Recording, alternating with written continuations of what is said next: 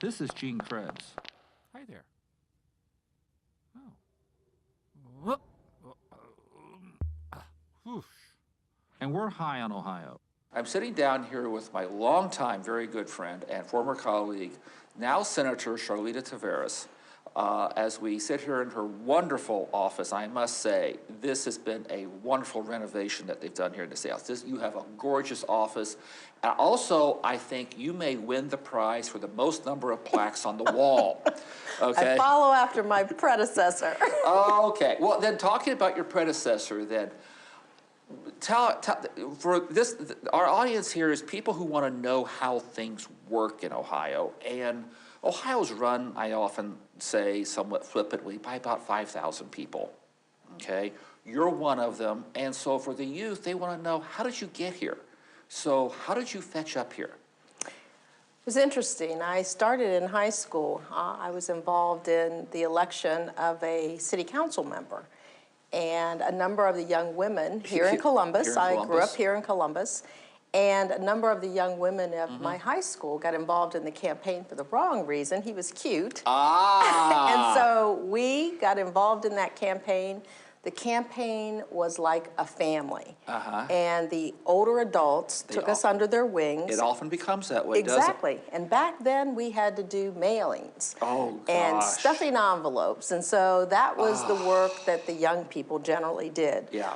We didn't have the technology that we have today. So we would stuff, put in alphabetical order, put the little labels on physically. You know, but you cleared up one misconception. You probably did not lick the envelopes. You had a little bit of a sponge there with you. We had a sponger. Yes. Okay, so everybody says, well, aren't you going to get tired of licking envelopes? No, we use a sponge. They just, Absolutely. So. Well, that's how I got involved. And then I kind of stayed involved during college as well. Involved in campaigns, but more so in college life activities. You came back to Columbus then from Spelman. And went to the Ohio State University. Okay. And then I was involved with a number of nonprofit organizations. I got involved with the National Association for the Advancement of Colored People, the NAACP, now known as, and the Columbus Urban League. And I was doing volunteer work with both of those organizations.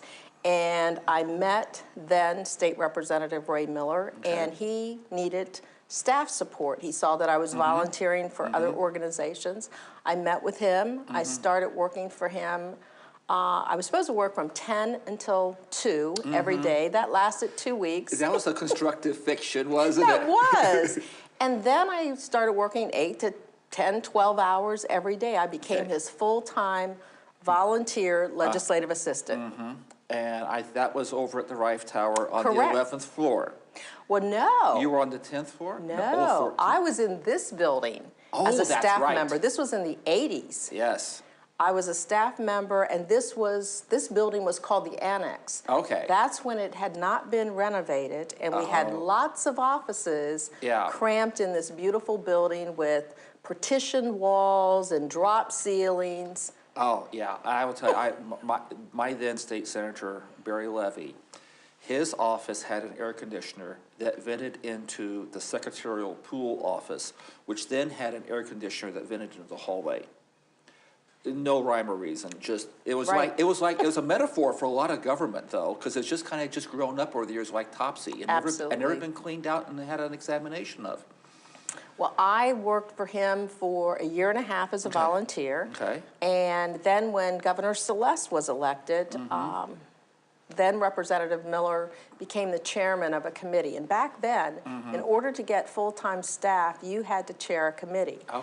And then you could have your own, at that time they were called secretaries, and you could get a legislative assistant. So I became the legislative assistant then and stayed here for a number of years. So I got my grounding here in the Ohio General Assembly and in the Ohio House.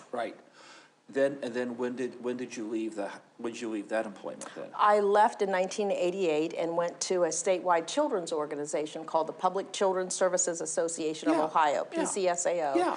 And I was the associate director there for 4.5 years. And then Lee Fisher had been elected as the Attorney General. he was looking to create a new children's protection section. So he was looking for someone who had the public policy and the advocacy background to lead that entity. And so I became one of only two. We called ourselves non-JD impaired section chiefs in the Ohio Attorney General's office. I was the chief of the Children's Protection Section. Okay. Then got the call one day from former State Representative Ray Miller, who was going to resign. And he asked me if I was still interested in replacing him. And I told him that I was. What year was that? That was in 1993. Okay. All right. And I said yes, and he said, you need to get your letter into the Speaker of the House of Representatives, which was Vern Rife at the time. And he said he was leaving. I said, when? He said, Friday. This was on a Tuesday. Oh, gosh. I said, which Friday? He said, this Friday. 3 days from then, Friday. So I was appointed on that Friday to the House of Representatives, and then had my first election in 1994. Okay. And you were there till? I was there until 1998. I thought you left early. But yes, I wanted to run for secretary. I've slept since then. No. I ran for Secretary of State in 1998. That's right. And you've run statewide, I and have. I got to tell you, we've interviewed some people who have run statewide, and oh my gosh, people do not understand what that is like. That's right. And I try and share with anyone who wants to run statewide that you have to have a love of people. You certainly have to have the energy and the capacity to go to all parts of the state of Ohio, to pick up on what those needs are for that part of the state, and to basically understand that all people want the same things. They want to be appreciated. They want their communities to be appreciated. They want to be able to take care of their families and themselves. They want to live the American dream. Yeah, yeah. I've had the same conversation with Jennifer Bruner. And the thing that I've always said about it, for people who run statewide, so many chicken dinners, so few recipes. You know? That's a good ism. Yeah. And, you know, you do this stuff, but people simply do not. This is one of the core problems, I think, in Ohio, is we are 5 fiefdoms united by a common tax structure. And that you've got, you have to learn how to speak to the citizens of Appalachia and also Toledo and, Youngstown, Ashtabula, Cleveland. There are different settlement patterns. There are different profound cultural differences. Absolutely. And this is one of the purposes of this video series, is to help people understand, well, how do you start to get more of a, the only thing we have, unfortunately, much of what we have in common is a football team based in Columbus. And it's got to be more than that. Absolutely. And I think if we really look at our state, and even though we have different geographies and different cultural patterns within our geographies, people are still the same throughout the state of Ohio. They want the same things. They may come at it a little differently. And if we look at ourselves as state legislators, not district representatives, not graduated city council members or township trustees. Oh, you are so right on that. Then we'll do what's in the best interest of all of our residents. I have told so many of the freshmen when they come in, please remember, you take an oath to the Constitution of the state of Ohio and not to the 63rd House District. Correct. That's not who your oath is to. That's right.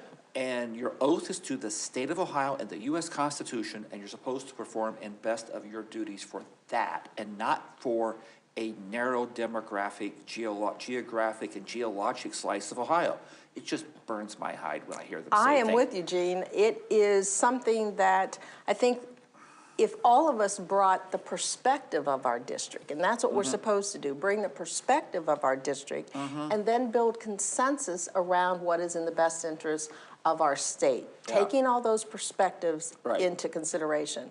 One of the ways that we tried to do that in the early years when I was in the House of Representatives was developing a coalition of legislators. We have these caucuses now, but back in the 90s, what we did is developed the coalition of urban and rural elected officials. It was called CURE.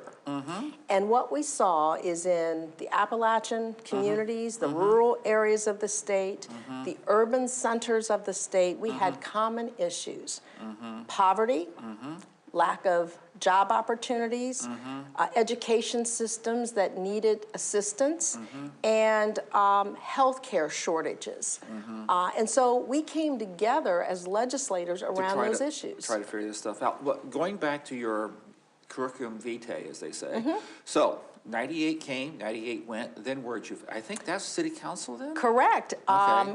The end of my term in the Ohio House of Representatives, because I didn't win that statewide office, was December 31st of 1998. There was a council member in Columbus who had resigned, and I applied for the position because she was the chair of the Health and Human Services Committee on Council, which was my passion area, my policy area. And so I applied, and I was appointed on January 13th of 1999. I served on council, and I laugh about it a lot. That was the longest tenure I've been at any job. Council, and 7 years was the limit before that. And I stayed on council for 11 years. I enjoyed it. And then you fetched up in the Senate about when? I was elected in 2010 and took office in 2011. So earlier when I said, you know, you really do know how things work, I hope that, you know, Bobby and Betty Buckeye out there really understand that, yeah, you do. You have a very good sense. You've run statewide. You've served at local elective office. You've been at the state. Basically, you see how things are done at 30,000 feet and also down to weeds. Center for Community Solutions put out a little email last week, and a little bit of data points on it was, in Ohio, the African American population's income is almost exactly half that of the white population. Do you have any speculation as to why? What are the drivers for this? Well, there are a number of drivers. In some cases, it's a lack of employment opportunities within the communities that a large percentage of African Americans live in, our metropolitan areas. A lack of opportunities for our youth. You know, lack of strong educational backgrounds. 25% of African males, young African males, are unemployed. A quarter of them. Absolutely. And it just, you know, And in some parts of my Senate district and in Senate districts all across the state of Ohio, you can have upwards of 40, 50% of the young people not being employed, the African American males in particular. Again, with education, and that goes to education, which is another issue. If you have a high dropout rate of young African American males, whether it's in high school or whether it's college, that's going to impact the amount of money a person is going to be able to bring home, the kind of job that that individual is going to be able to get. So for this particular problem, rumor is, and there's an election coming up in 2014. I'm really not sure. I'm not sure how I would know that. But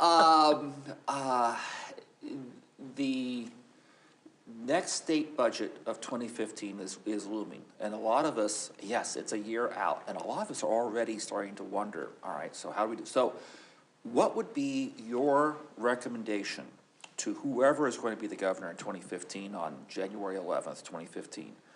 What should the central plank of their administration be, specifically, if you could, about the issues we just talked about here? Poverty and lack of employment opportunities. Well, and this incredible income disparity. I mean, 2 to 1 simply says you gotta do something, you know? And Gene, that's part of the issue for me as an African American legislator. I believe our responsibility is to help those who need the help of government most, those that are hurting the most, whether we're talking about young African American males and their poverty rates, their lack of education, whether we're talking about health care, because again, in many of the disease areas, African Americans and other people of color have 2 to 3 times the rates of Right. mortality and morbidity Right. as our Caucasian population. Diabetes and high blood pressure comes to mind very quickly. Right, cancer, Right. cardiovascular disease, suicide is growing, infant mortality. Let's face it, menthol cigarettes is targeted entirely towards one population. That's exactly right. And I've seen research that says there actually is a genetic predisposition for a liking of menthol cigarettes. Correct, Yeah, correct. yeah. And I mean, but you don't hear about it. I mean, you and I talking about this, for Bobby and Betty Buckeye out there, this is probably the first time they've ever heard of this. That's right. And that's why some of us are working together across the aisle Okay. on the issue of infant mortality. Okay. I am working with State Senator Shannon Jones. Yes. We are of 2 different parties. Right. Philosophies in many areas are very different.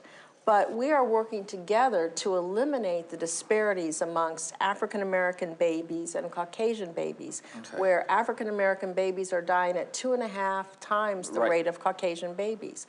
We are working together not only to educate the public by having field hearings, but also looking at the promising practices around the state of Ohio to bring those to the state legislature. Okay, so is that the one thing you'd like the governor, whoever he is, in January 11th, it's only he is, because so far only Right. men are running, January 11th, 2015, is that the one thing you'd like for them to concentrate on more? And do you have any ideas of any particular programs you'd like to see implemented for that? Any down-on-the-weed type suggestions?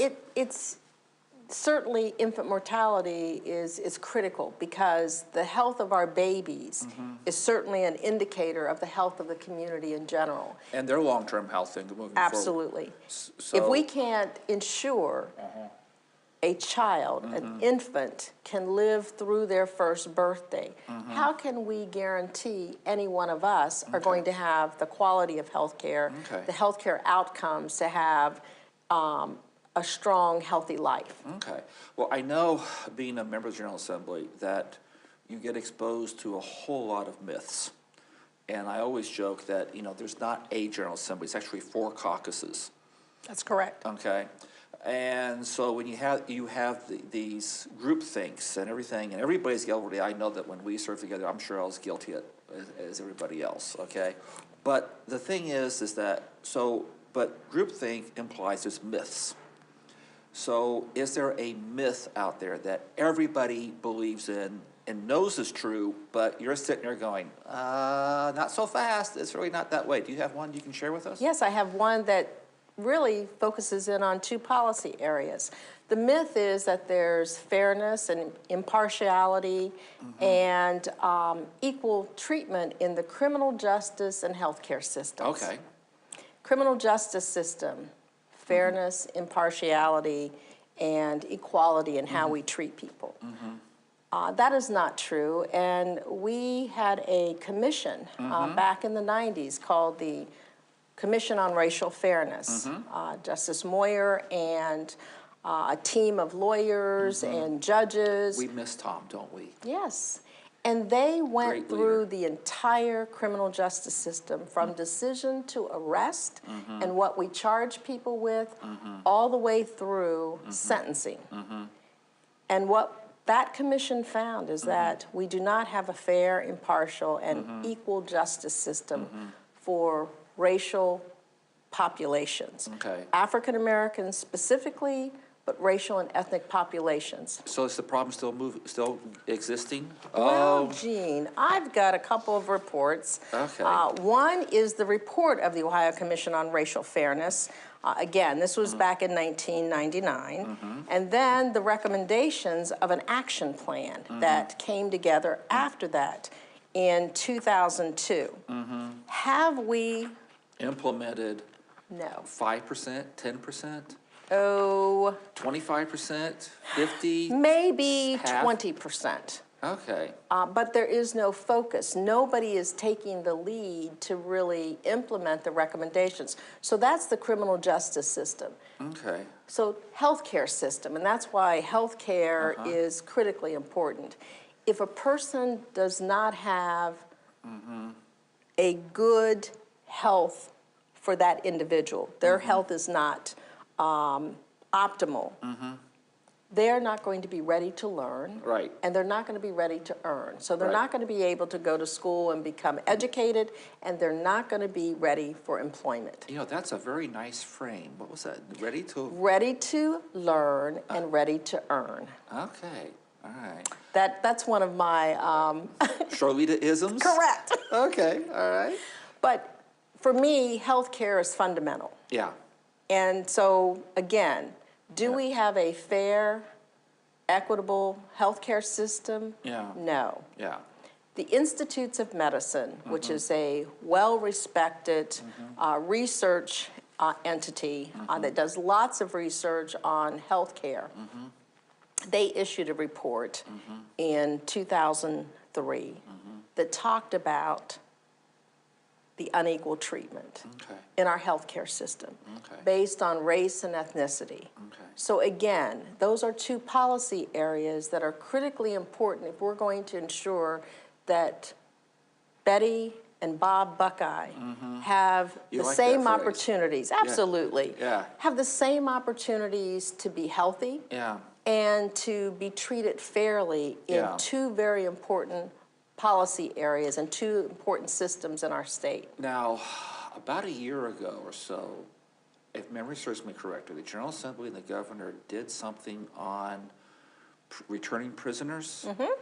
Was that one of the steps outlined? That is a very good start. But you have, like, it sounds like you have about 8 more you want to see done. Yeah, there are a number of areas that we really need to take a look at. And one of the areas that I'm very familiar with because of the work that I do in my other life is to ensure that those in the criminal justice system are trained in culturally and linguistically appropriate services to the people who come into our systems. Okay. If you don't understand the customer, the consumer, the patient that's coming in your doors, you're not going to serve them appropriately, and you may have some biases. We need to understand, all of us have biases.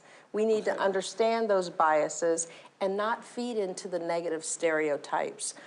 And that's part of what we found in the Racial Fairness Commission report, as well as the Institutes of Medicine. Okay. So, the curiosity, so what's your other job out of here? I serve as the executive director of a statewide nonprofit. It's called the Multi-Ethnic Advocates for Cultural Competence. Oh, okay. MAC is the acronym, MACC. Okay. All right. So we're trying to help any system, organization that touches people in any way to become more culturally and linguistically competent so that Okay. we can better serve our customer, our patient, our consumer. Okay. Okay. I see. You'd be active, I'd assume, in dispute resolution type discussions. Not as much there as in helping those who are serving people in any way Right. to understand themselves Okay. and then understand the people who are coming in their doors so that you are appropriately serving them. Okay. So it's training, it's cultural audits and assessments of organizations and individuals, and then helping people with strategies and tools to move on that continuum, because it's a process Right. to become more knowledgeable about the people that we serve. Okay. So we have another segment in the show called What Keeps You Up at Night. Now, if it's the fact that your home is located too close to the firehouse and they're always coming out of the door, okay, all night. But we can't do anything about that.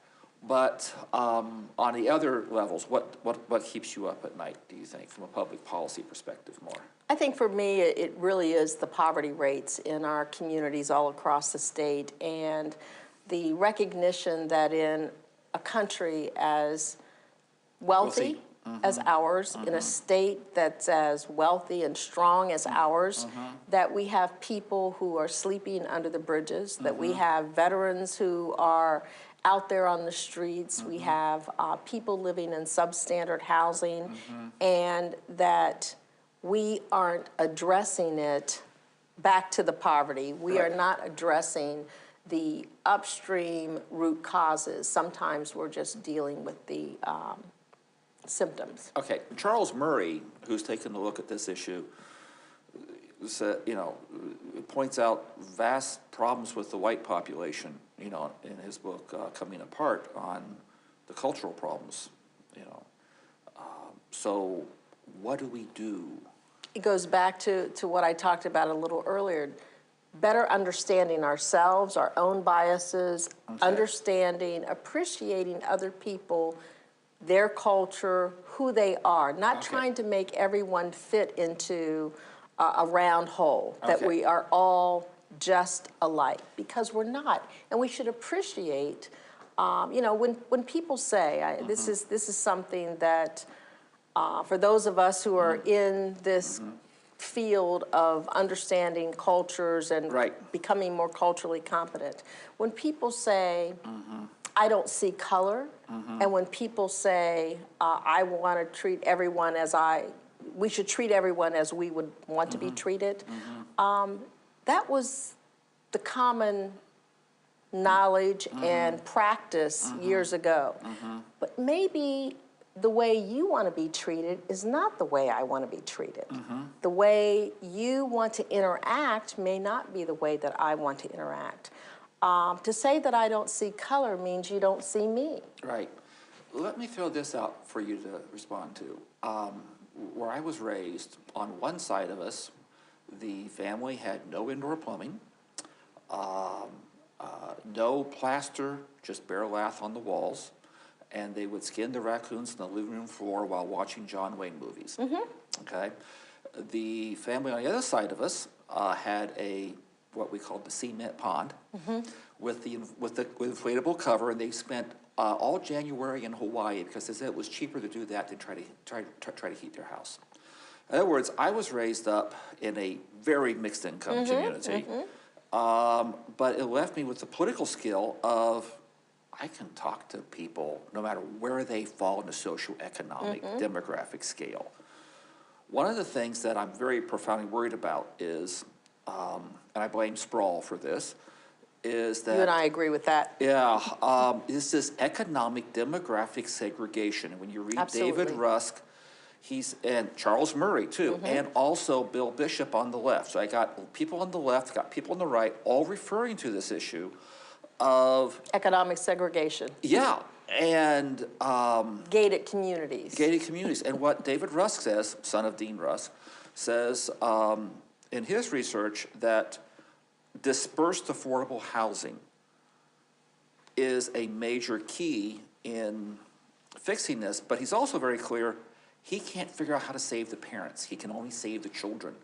That the children, when you take them and you from a low-income family, but you plop them in the middle of bourgeois, they adopt bourgeois values and deferred gratification and all those other things and so I guess the question is then, how do we do this in a country like ours so it has huge respect for individual rights, local control of zoning, okay?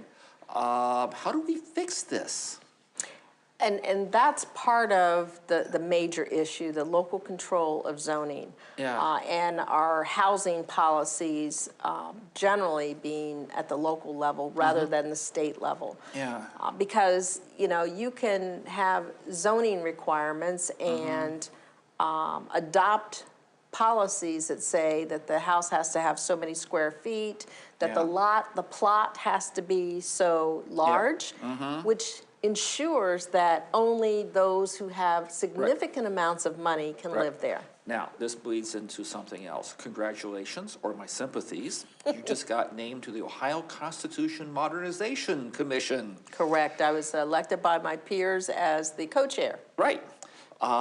So one of the things you're wrestling with is gerrymandering, reapportionment, redistricting. But I will tell you, I'm not sure how you do that. I mean, if you have communities of interest, you've got Dublin, you've got Hilliard, I'm not sure how you're able to go ahead and come up with, as I'm saying, because this economic demographic, Bill Bishop, in his book, The Big Sort, aptly points out, in 1976, 1/4 of our counties in America were landslide counties, were where Ford or Carter won or lost by 20 points or more. Now half of our counties are landslide counties. How do you draw up districts with this? And this issue of this segregation, I think, and this is affecting our civic capacity. It is. So what and can, what our can, what can, understanding of each other. Yeah. You know, if we don't live next door, you had the ability to understand your neighbors, right, because you live next door to two different socioeconomic neighbors. Cultural, exactly. Slices. And so if we are removed from each other, if we don't come in contact with each other, and all we see, all the visual, all of the demographic information that we gather is through television or movie. Right, which we self-select, or the web. Exactly. Or the cable. That's exactly right. Yeah. Then we are going to feed into the negative stereotypes, because it's easy. Statistics have shown that people believe the negative before they believe the positive. Yeah. Well, in talking about all this, I mentioned a couple of books. Are there any books as you go back that have had undue influence in your thinking process, or books that you've read recently that you go, I've always thought this, I just never quite realized it till I read this? Is there a couple books that stand out? You know, there isn't one book, but a book that I reread is Cry, the Beloved Country. Oh, yeah. I really enjoyed that when I was in high school. Uh-huh. And did it change when you read it recently then? It did. I have a better appreciation for President Nelson Mandela. Uh-huh. Because it was in Africa that the book took place. Yeah. I have an appreciation for what he went through with apartheid and what happened with the South Africans and how they came such a very, very long way. Okay. So that helps to shape, you know, your thinking, your understanding of fear, your understanding of people who believe they're so divergent from another group of people, and how they all really love their country. Okay, very good. One thing I want to go back to, and this is not planned at all, but you spent time at Spelman. I did. And historically, black universities has been for, gosh, what? Since the 1800s? 1800s, way, way back. A major means of the creation and propelling of an African-American ruling elite, okay? You know, the lawyers, the judges, the doctors, the leaders of their local communities. Now, here's the question. It kind of goes back to the thing of talking to people whom were not alike also, is what do you see as the evolving role going forward? Yes, discrimination still exists in America. It's less than it was in 1953, which was a certain year somebody was born, we won't mention who. But it's much, much less. 15% of all marriages are now multiracial.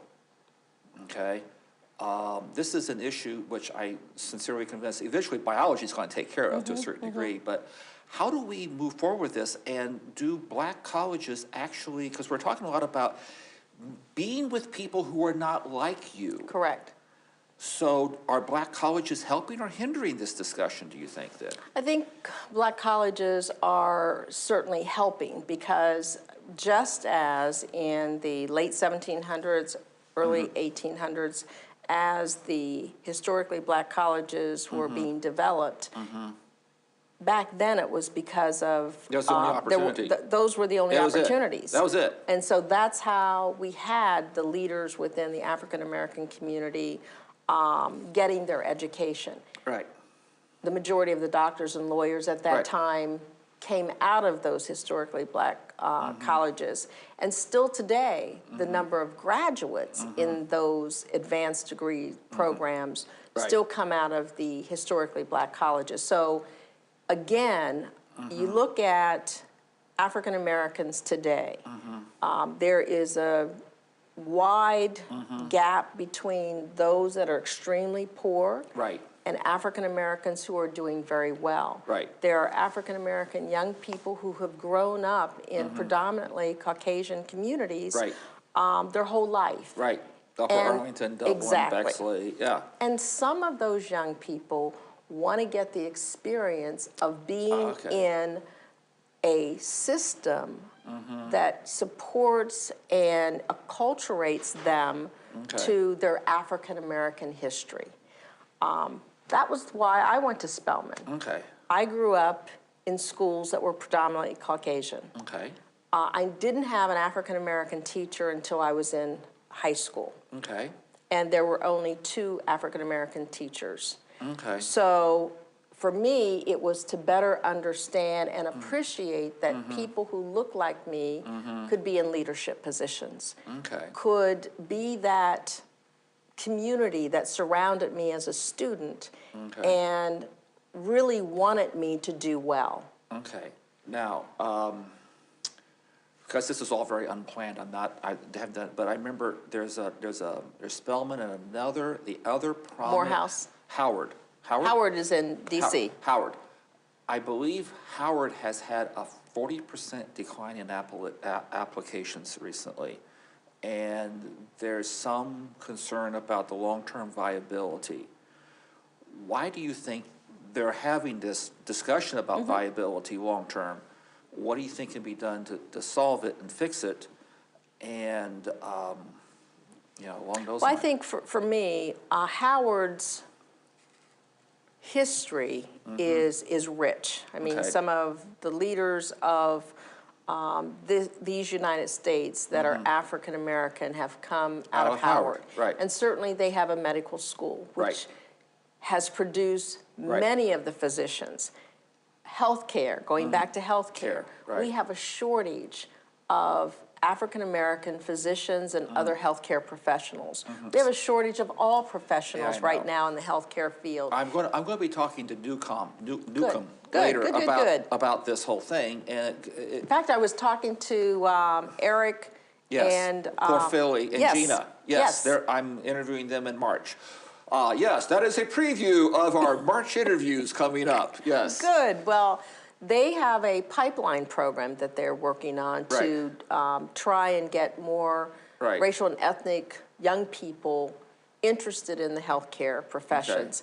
And so I see the Howard. But hopefully going back and serving their Absolutely. original communities. But I will tell you, coming from rural Ohio, where I use the words neighbor and relative interchangeably, this issue of healthcare there is also, and it's partly because Going back to the cure conversation. yeah, but it's like, after they've come to Columbus, after they've gone to Ohio State, asking them to come back to Camden, Ohio, which is the birthplace of Sherwood Anderson, ironically enough, who wrote Main Street, which is an interesting. That is interesting. It's an interesting book about the early flight of the emerging bourgeois away from small towns. That's how I view it. But in any case, it's a problem overall, but they're all coming here to Columbus or to, Cleveland Clinic. or to Chicago. So how do we get them? How do we get them back on Well, some of us believe one of the ways to do that is through tuition reimbursement. Tuition and waivers, Exactly. That if you give-backs. give back to the community, then your tuition will be paid for. Do you have any studies that indicate this works long term? Yeah, we Okay. do have studies Good. that indicate that it works. And especially if that resident gets exposed early on in Right. their academic career to either rural communities or urban centers where we have a shortage of healthcare professionals. All right, so not asking you to tip your legislative hand, you going to try something in the mid-biennial review coming up? We may just do that, Okay. but we definitely have it on our legislative agenda, absolutely. All right. Well, this has been Gene Krebs with State Senator Charleta Tavares with, I think, a wonderful, fascinating, between just two, we've known each other now 20 years now. This has been delightful. I've enjoyed it. I'm so glad you take your time to do this. And we'll see you later here, and continue to go online to look at the Center for Community Solutions website for other publications, other videos, and we'll see you with the next interview probably next week. Thank you very much.